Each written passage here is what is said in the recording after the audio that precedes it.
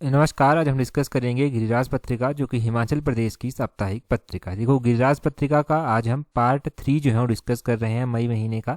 तो मई 2023 का जो है वो पार्ट 3 डिस्कस हो रहा है। इससे पहले मई के 2 पार्ट डिस्कस हो चुके हैं और जितने भी प्रीवियस मंथ रहे हैं उन सभी के जो है वो हम इम्पोर्टेंट पार्ट जो है हर एक वीक के जो है वो डिस्कस कर चुके हैं। तो अभी स्टार्ट करते हैं मई महीने के पार्ट 3 से, जो इंपॉर्टेंट क्वेश्चन इस हफ्ते के बने। सबसे पहला क्वेश्चन देखिए, बोलते हैं CBI new director IPS Praveen Sood belong to which place of Himachal Pradesh. तो बोलते हैं कि सीबीआई के नए निदेशक जो बने हैं आईपीएस प्रवीण सूद हिमाचल प्रदेश के किस स्थान से जो है वो संबंधित हैं।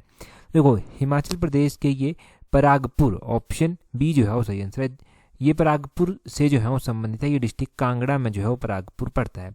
घरली परागपुर से जो है ये संबंधित हैं, ये आप जाने। पूरा इनके बारे में जानते हैं, किस तरह से, कहाँ से और क्या क्या इनके बारे में इम्पोर्टेंट है। देखिए, आईपीएस हैं ये प्रवीण सूद, और ये जो है वो नेक्स्ट डायरेक्टर जो है वो सीबीआई के सेंट्रल ब्यूरो ऑफ इन्वेस्टिगेशन के जो है बनाए गए और 2 साल के लिए जो है ये चुने गए। ये भी इंपॉर्टेंट है कि कितने टाइम के लिए चुने गए, तो याद होना चाहिए 2 साल के लिए चुने गए। एक तो ये करंट अफेयर का क्वेश्चन बन गया इंटरनेशनल अफेयर्स में, और हिमाचल अफेयर में ये क्वेश्चन बनता है कि ये कहाँ से संबंध रखते हैं। तो ये घरली परागपुर डिस्ट्रिक्ट कांगड़ा में पड़ता है, यहाँ से ये संबंध रखते हैं। दूसरा, ये हिमाचल जीके से क्वेश्चन बन गया। तीसरा, आपने ध्यान रखना है कि प्रवीण सूद जो है वो करंटली जो है वो डायरेक्टर जनरल ऑफ पुलिस थे, डीजीपी थे कर्नाटका के।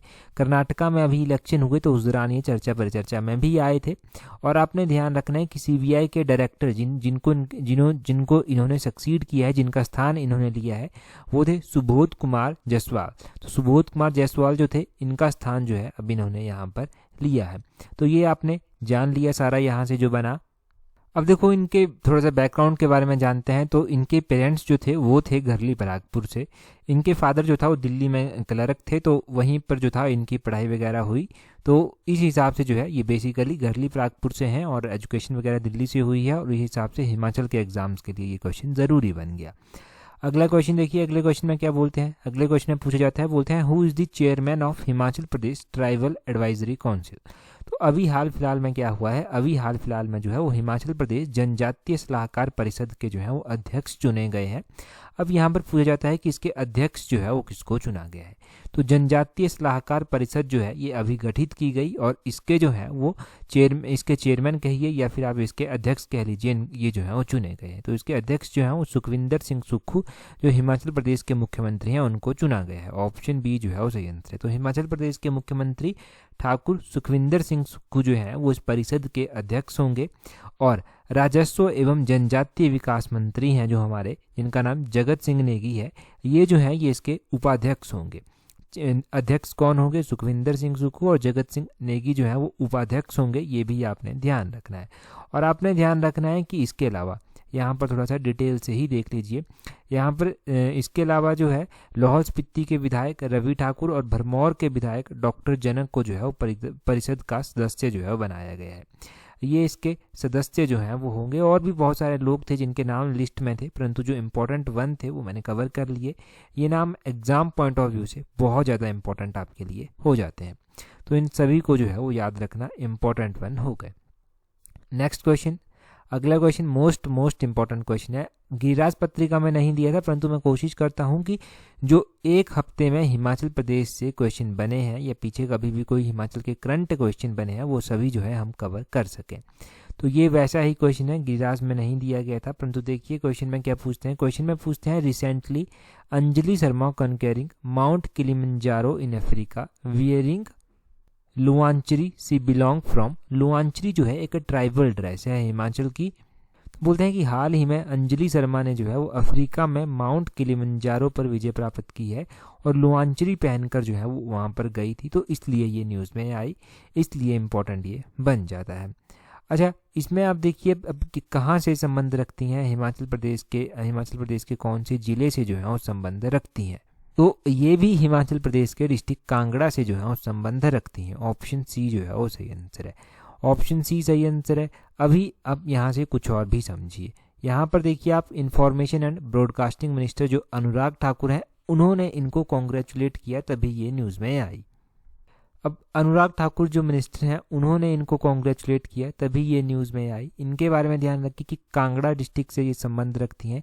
माउंट किलिमंजारो ये अफ्रीका में जो है वो पड़ती हैं, तो उस चोटी को जो है इन्होंने फतेह किया।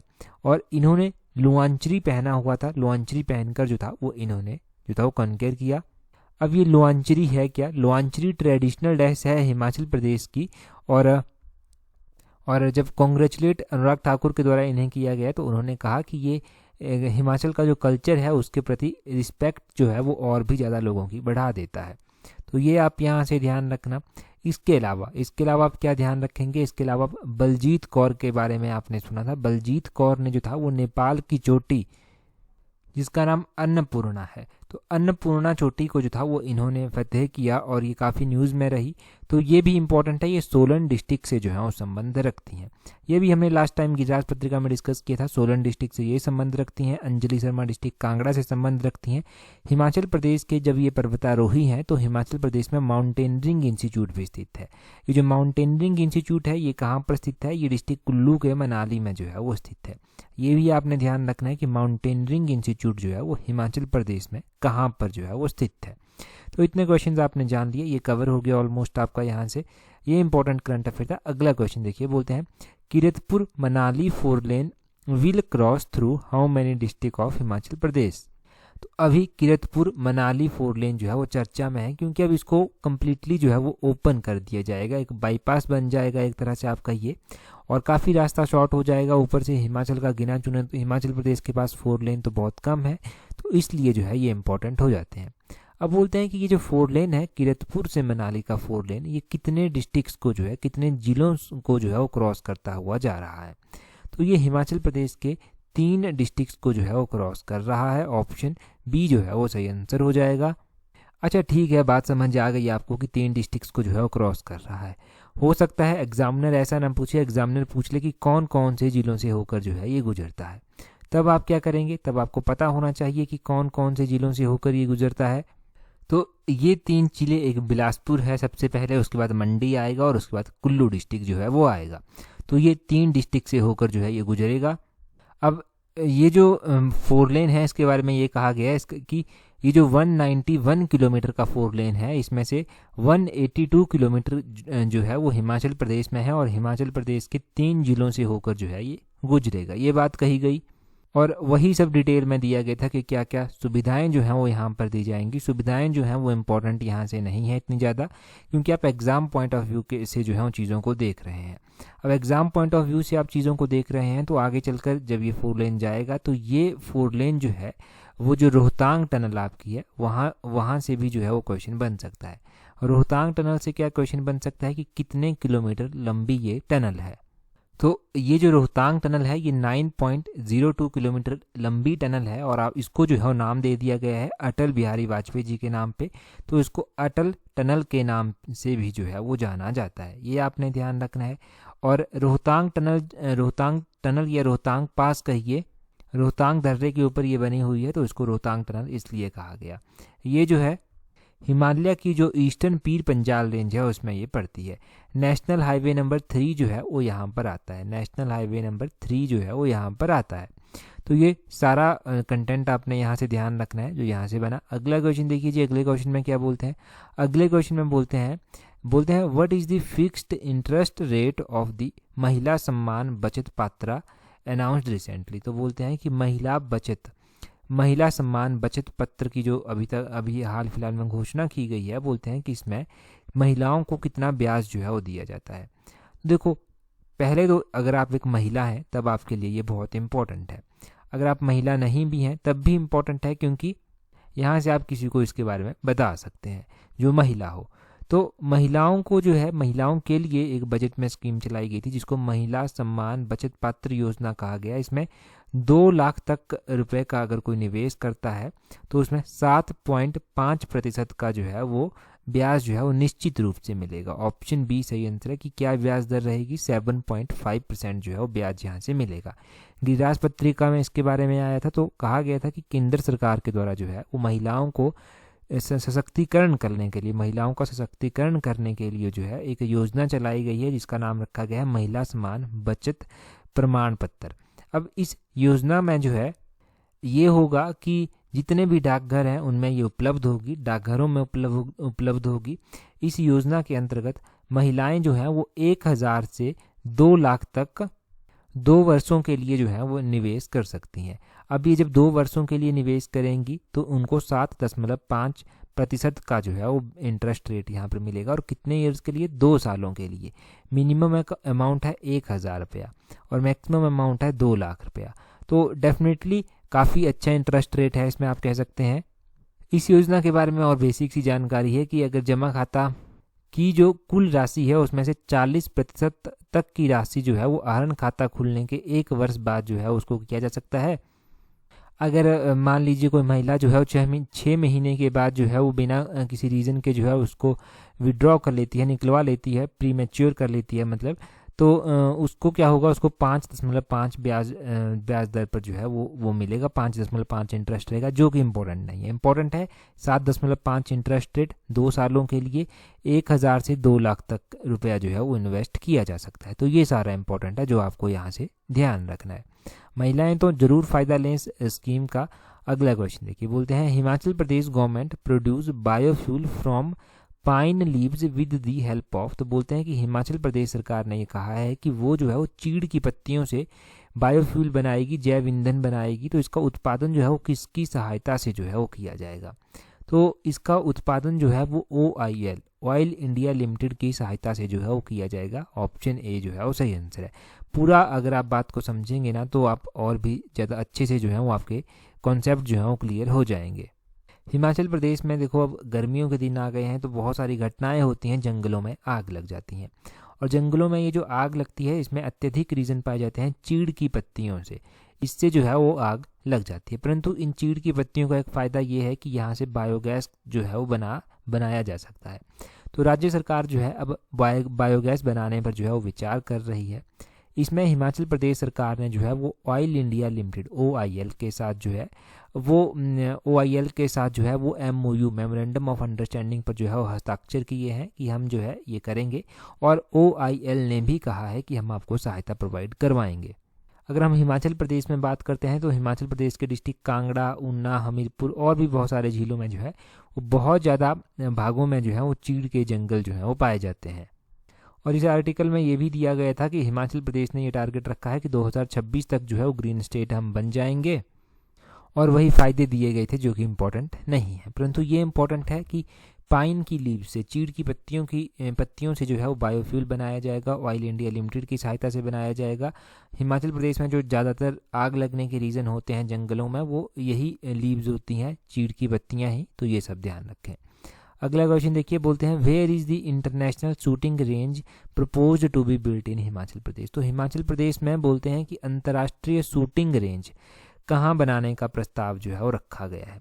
अभी जो है देखो हिमाचल प्रदेश में एक अंतर्राष्ट्रीय शूटिंग रेंज बनाने का प्रस्ताव जो है वो रखा गया है। ये रखा गया है डिस्ट्रिक्ट शिमला में। ऑप्शन सी सही आंसर। अब डिस्ट्रिक्ट शिमला में कहाँ पर रखा गया है?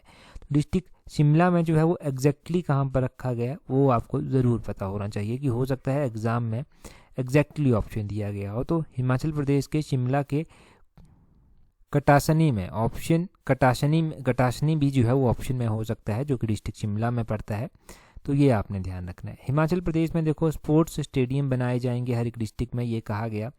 युवाओं को जो है वो खेलों के लिए जो है प्रोत्साहित किया जाएगा। और शिमला के कटासनी में जो है वो एक स्टेडियम बनाया जाएगा जहाँ पर अंतर्राष्ट्रीय स्तर की शूटिंग रेंज जो है वो प्रोवाइड करवाई जाएगी या फिर विकसित की जाएगी।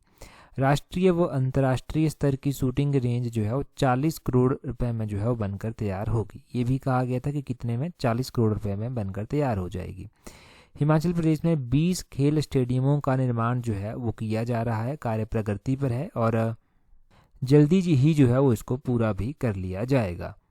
ये बात किसने कही? तो देखो लोक निर्माण और युवा सेवाएं और खेल मामले के जो मंत्री हैं हिमाचल के, विक्रमादित्य सिंह, उनके द्वारा जो था वो कही गई। एक स्कूल है सोगी में, शिमला में, जहाँ पर ये doctor Yashwant Singh Parmar doctor Yashwant Singh Parmar memorial volleyball प्रतियोगिता का शुभारंभ कर रहे थे। तो वहाँ पर इनके द्वारा जो है ये जानकारी दी गई। अब ये कटासनी आपने ध्यान रखना है, शिमला में है। और आपने बाकी इंटरनेशनल शूटिंग रेंज है, 20 स्टेडियम तैयार किए जा रहे हैं। और ये सब चीज़ें यहाँ से इंपॉर्टेंट बनकर आती हैं, तो इनको आप ध्यान रखें, हो सकता है एग्जाम में पूछ ली जाए। अगले क्वेश्चन में बोलते हैं इन विच 2 places e bus depots are proposed to be opened in Himachal Pradesh या स्टेट। तो बोलते हैं कि हिमाचल प्रदेश में किन 2 स्थानों पर ई बस डिपो खोले जाने का प्रस्ताव जो है वो रखा गया है।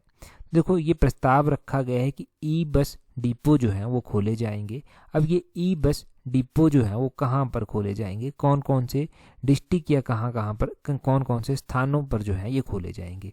ई तो आपको पता है इलेक्ट्रिक बस हो गया, तो इलेक्ट्रिक बस डिपो जो है वो एक शिमला में खोला जाएगा और दूसरा नदौन में खोला जाएगा। ऑप्शन सी जो है वो सही आंसर हो जाता है।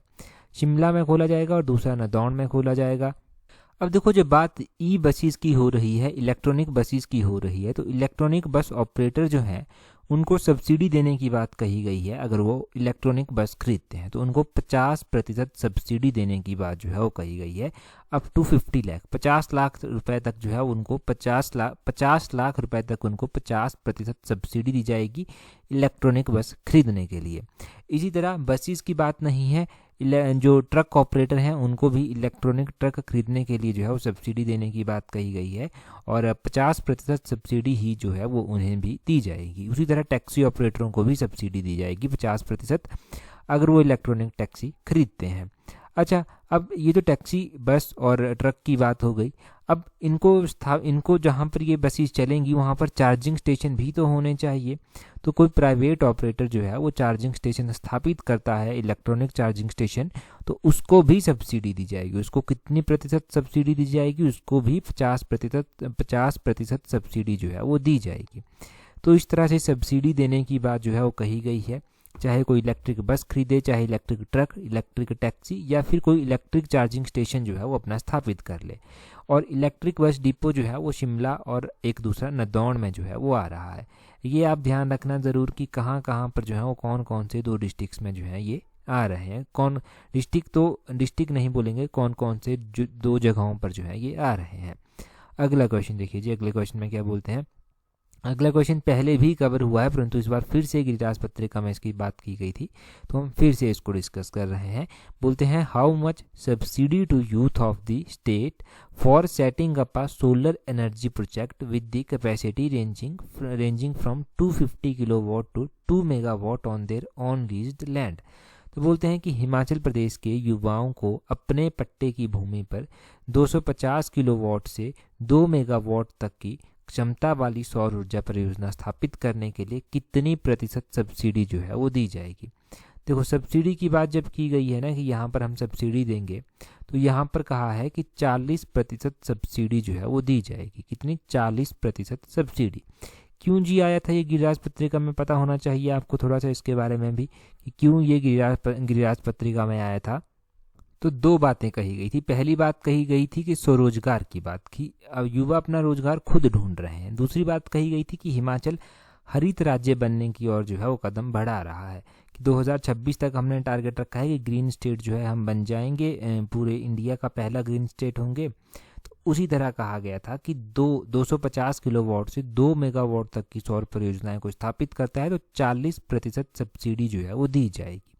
दूसरी बात इसी आर्टिकल में कही गई थी कि 2023-24 में 500 मेगावाट की सौर परियोजना स्थापित करने का लक्ष्य जो है वो रखा गया है कि 2023-24 में जो है हम 500 मेगावाट तक की सौर परियोजनाएं जो है वो स्थापित करेंगे। तो ये भी ध्यान रखना कि कितने मेगावाट तक की सौर परियोजनाएं जो है 2023-24 में स्थापित की जाएंगी।